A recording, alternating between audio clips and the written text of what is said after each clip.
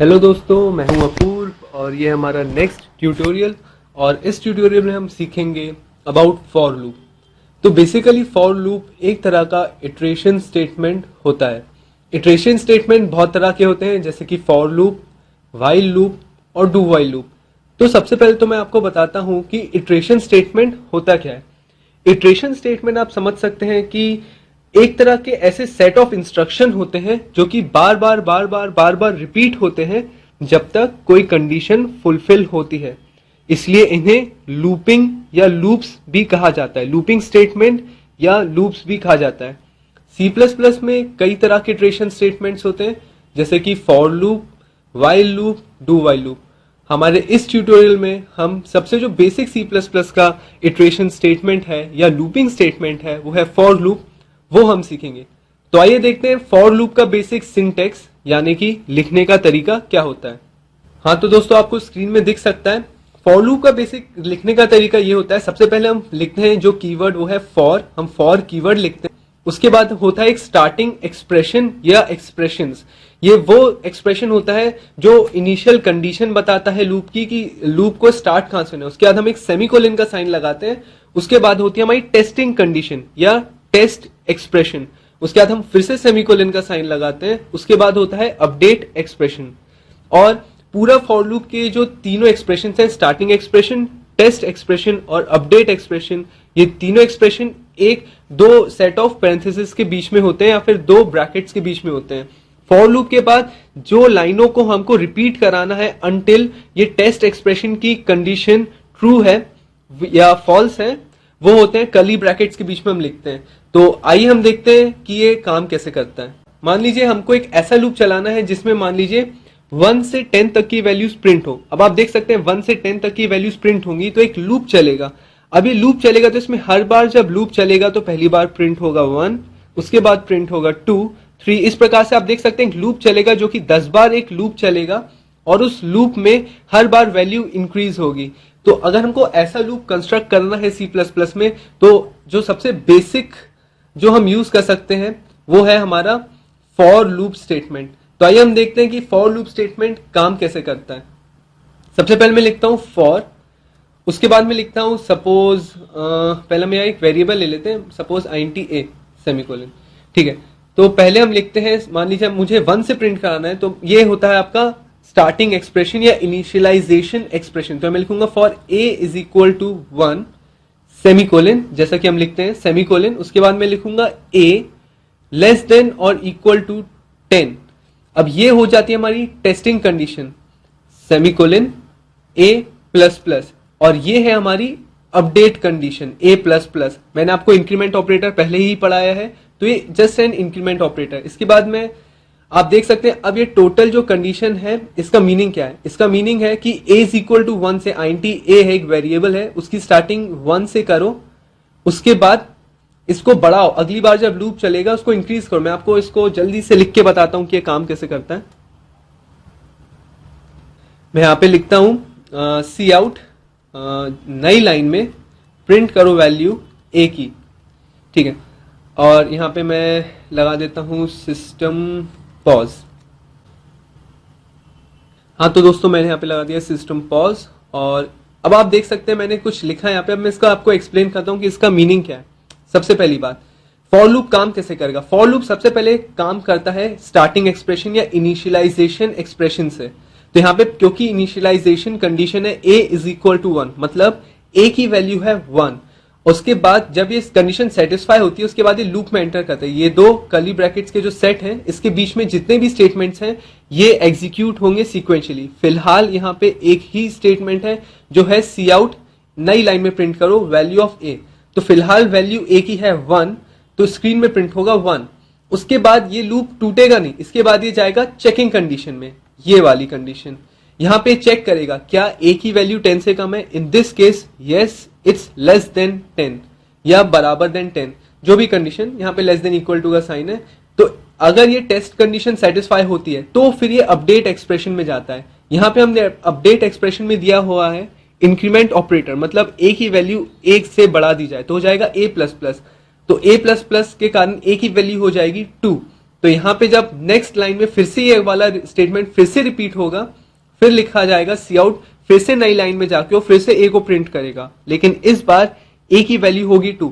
तो सिमिलरली अब इसका पैटर्न क्या है, सबसे पहले स्टार्टिंग कंडीशन को चेक करो, इनिशियलाइजेशन कंडीशन ए की वैल्यू को 1 बनाओ, प्रिंट करो, चेक करो ए की वैल्यू 10 से कम है, हाँ ए की वैल्यू 10 से कम है, फिर अपडेट करो, ए की वैल्यू को करो 2, फिर से यहाँ पे प्रिंटिंग स्टेटमेंट में हो, फिर इस पूरे लूप को एग्जीक्यूट करो, फिर से इंक्रीमेंट करो, फिर चेक करो, फिर से अपडेट करो। तो इस तरह ये पूरा लूप काम करता जाता है। एक कंडीशन ऐसी आएगी जब ए की वैल्यू ग्रेटर देन 11 हो चुकी होगी, और उस कंडीशन में जब ए की वैल्यू एक और बार इंक्रीमेंट होने के बाद ग्रेटर देन 10 यानी कि 11 हो चुकी होगी, वो इस चेकिंग कंडीशन में आएगा। और उस कंडीशन में क्योंकि ए की वैल्यू 11 हो चुकी होगी, ये वाला स्टेटमेंट ब्रेक हो जाएगा, और आखिरी में पूरा लूप जो कि इस कर्ली ब्रैकेट से स्टार्ट होकर इस वाले कर्ली ब्रैकेट पे एंड होता है, उसके कारण वो स्टेटमेंट पूरा का पूरा ब्रेक हो जाएगा, इस पूरे कर्ली ब्रैकेट के बाहर आ जाएगा, और यहां सिस्टम पॉज के कारण प्रेस एनी की टू कंटिन्यू प्रिंट हो जाएगा। तो हम इसका आउटपुट देखते हैं, और आप देख सकते हैं जैसा कि मैंने कहा था, पहली बार लूप चला, ए की वैल्यू 1, तो उसने सी आउट नई लाइन में, आप देख सकते हैं यहाँ पे गैप आया ऊपर, ये नई लाइन के कारण आया है, 1 प्रिंट हुआ।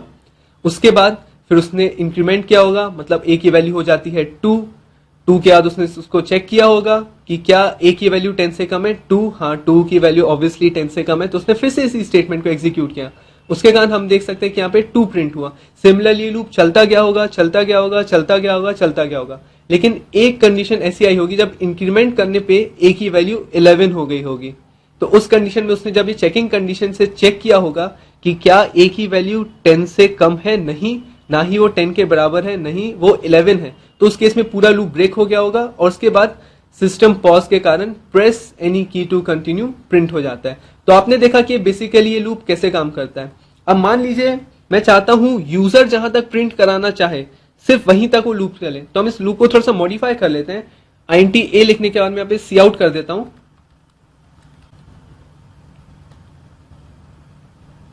मैंने यहाँ पे देखिए प्रिंट कर दिया है, जादू से बिल्कुल जल्दी से प्रिंट कर दिया है, please enter the ending value. उसके बाद मैं यहाँ पे लिखता हूँ सीन A सेमीकोलन। अब ये लूप को मान लीजिए मैं यहाँ पे इसको सीन C कर लेता हूँ, और यहाँ पे एक और INT C लिख देता हूँ। अब स्टार्ट तो भले ही 1 से होगा, लेकिन एंड किस कंडीशन, एंड कब करेगा, ये कंडीशन हम पे डिपेंड करती है। तो मैं वेरिएबल भी एक लिख सकता हूँ, A less than equal to C, मतलब जब तक A की वैल्यू C के बराबर नहीं हो जाती है लूप को चलाते रहो। चलिए हम इसको एग्जीक्यूट करके देखते हैं, मैं क्या न्यू लाइन ऑपरेटर लगा देता हूँ, हाँ चलिए इसको एग्जीक्यूट करके देखते हैं। अब आप देखिए इस बार उसने पूछा है please enter the ending value, suppose मैं डालता हूं वैल्यू 3, तो इस कंडीशन में क्योंकि हमारी जो चेकिंग कंडीशन है वो 3 हो जाएगी, क्योंकि C की वैल्यू मैं यहाँ 3 डालूंगा, इस कारण ये लूप सिर्फ 1, 2 और 3 तक ही प्रिंट करेगा। आप देख सकते हैं 1, 2 और 3 तक ही प्रिंट किया उसने।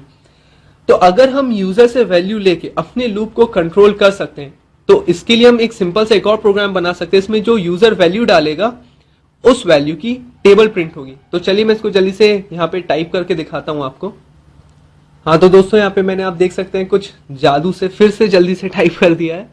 हाँ तो देखिए इस प्रकार हम टेबल का भी प्रोग्राम फॉर लूप से सिंपली बना सकते हैं।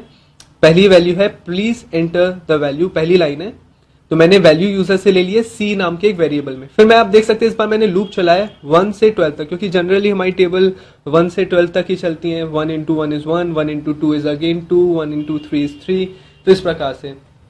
तो मैंने A का लूप जो है वो 1 से 12 तक चलाया है। अब आप देखिए ये वाली लाइन इसमें बहुत इंपॉर्टेंट है। मैंने सबसे पहले लिखा है सी आउट C, मतलब C की जो ओरिजिनल वैल्यू है। मान लीजिए यूजर ने यहाँ पे इनपुट दिया हुआ था, मान लीजिए 2 की वैल्यू प्रिंट करा, 2 की टेबल वो प्रिंट कराना चाहता है, तो मान लीजिए यहाँ पे वो एंटर करता 2, तो C की वैल्यू हो जाती 2, तो यहाँ पे एज इट इज प्रिंट हो जाता है। पहली बार ये लूप चलता, A की वैल्यू होती 1, C की वैल्यू होती 2, तो प्रिंट होता है स्क्रीन में C यानी कि 2 इनटू, अब देखिए मैंने इन्वर्टेड कॉमा में लिखा है, तो ये कैपिटल X यानी कि मल्टीप्लीकेशन का sign as it is print होता। A की वैल्यू फिलहाल 1 है, तो यहाँ पे 1 प्रिंट होता, मीन्स स्क्रीन में प्रिंट होता 2 इंटू 1 इज इक्वल टू फिर से इन्वर्टेड कॉमा में, तो एज इट इज प्रिंट होता। उसके बाद फिर से मैंने लिखा है C इंटू A, पहली बार में वैल्यू C की है 2, A की है 1, तो 2 इंटू 1 इज 1, तो 1 एज इट इज प्रिंट होता। उसके बाद आता न्यू लाइन ऑपरेटर। फिर जब ये लूप दोबारा दूसरी बार चलता, तो A की वैल्यू अपडेटिंग एक्सप्रेशन के कारण हो जाती 2। तो C यानी कि 2 into 2 is equal to 2 into 2 that is 4। तो 4 की जगह एज इट इज वहां आंसर प्रिंट हो जाता। चलिए हम इसको एग्जीक्यूट करके देखते हैं। हाँ, यहां पे आप देख सकते हैं लिख के आया प्लीज एंटर एनी वैल्यू। मैं मान लीजिए डालता हूं 2। आप देख सकते हैं यहाँ पे एक पूरी की पूरी टेबल प्रिंट हो गई है। वो क्यों प्रिंट हुई इसका रीजन मैं आपको बता चुका हूं। ये जो स्टेटमेंट है इसके आउटपुट के तरीका जैसा मैंने टाइप किया उस पैटर्न के कारण ये पूरा ऐसा यहाँ पे प्रिंट हुआ है। 2 ये कैपिटल एक्स का साइन है, यहाँ पे मल्टीप्लीकेशन का sign. 2 into 1 is equal to 2, 2 into 2 is equal to 4। आप देख सकते हैं जो यहाँ पे ये जो इस साइड वाली वैल्यूज है, ये वाली वैल्यूज, ये एक ही वैल्यूज हैं जो कि 12 तक इंक्रीमेंट हुई हैं। और C जो कि था हमारा 2 तो एज इट इज प्रिंट हुआ इसके कारण। और ये टेबल का आंसर जो कि C इंटू A इसके कारण यहाँ पे एक्चुअल आंसर प्रिंट हो गया है। ये इज इक्वल टू का साइन एज इट इज हर लाइन में इसलिए प्रिंट हुआ है क्योंकि मैंने यहाँ पे इन्वर्टेड कॉमा के अंदर लिखा था। ये इंटू का साइन भी एज इट इज इसलिए प्रिंट हुआ है क्योंकि मैंने इंटू का साइन या फिर कैपिटल एक्स का साइन इन्वर्टेड कॉमास के अंदर लिखा था। और हर एक्सप्रेशन नई लाइन में इसलिए प्रिंट हुआ है क्योंकि मैंने एंड में एक \n यानी कि एक एस्केप सीक्वेंस का इस्तेमाल किया था। चलिए इसको दूसरी वैल्यू के लिए ट्राई करके देखते हैं। इस बार मैं डालता हूं मान लीजिए 11 की टेबल भी क्योंकि काफी आसान होती है। और आप देख सकते हैं 11 की टेबल भी एज इट इज काफी इजीली प्रिंट हो गई। सो मेरे ख्याल से फॉर लूप के थ्रू टेबल जनरेट करने का एक बहुत ही आसान तरीका है। तो दोस्तों जुड़े रहिए मेरे लेक्चर से। हम नेक्स्ट लेक्चर में बाकी के इटरेशन स्टेटमेंट्स भी सीखेंगे। Thanks a lot.